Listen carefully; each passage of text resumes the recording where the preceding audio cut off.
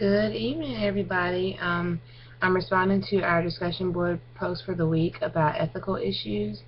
And our first question was, what are we the most concerned about, or what do we think we'll need to give the most attention to? And for me, it's confidentiality.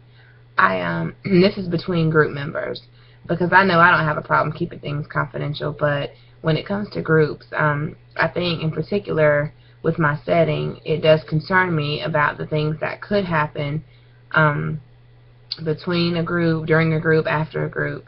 Um, I work in a school. I have elementary school students right now, and I haven't done any groups yet, but I think back just to high school when I taught, and I remember how students could be so cruel, especially when they knew something about someone else that, they might consider a secret or that they found out by accident, and they would kind of hold it over their heads. I mean, it was terrible. If a student found out that, someone's dad had been arrested, or if they found out that maybe they stole something or just did something inappropriate, they might, say, well, if you don't do such and such, I'm going to tell, what I know.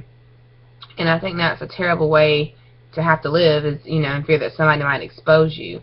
And I think about a group setting, how if something private is shared, if something happens and two students have a disagreement, or, two other people decide they want to expose somebody or pick on somebody, some information could get out that shouldn't, and it could cause a big breach of confidentiality within the group.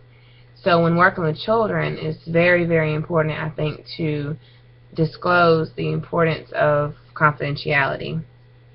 And even I think if you're going to have a group like that, parents should be notified, and parents need to understand the importance of, sharing, and what goes on in the group stays in the group, unless of course it does require us to report anything.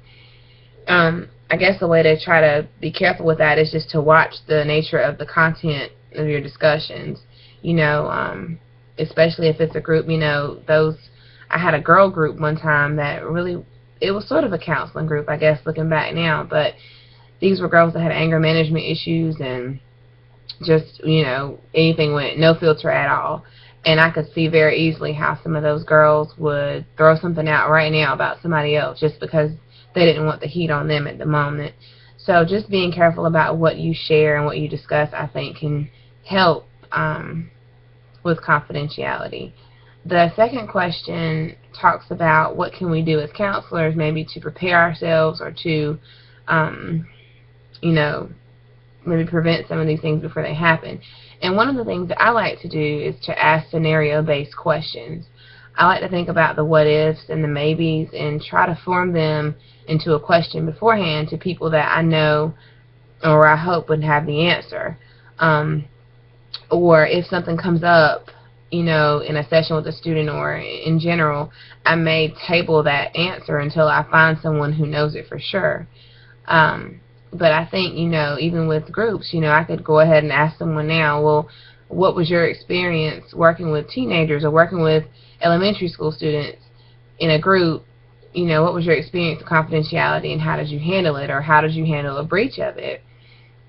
So having conversations with people who are more knowledgeable and who have had more experiences than you, I think, is one way to prepare yourself.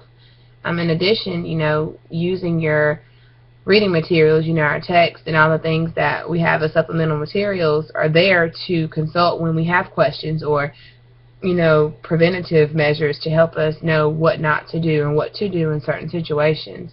So I think just educating yourself and being willing to ask questions and receive the answers is the best way to make sure that you are covering yourself beforehand. So I hope you guys have a great weekend, and I will talk to you soon.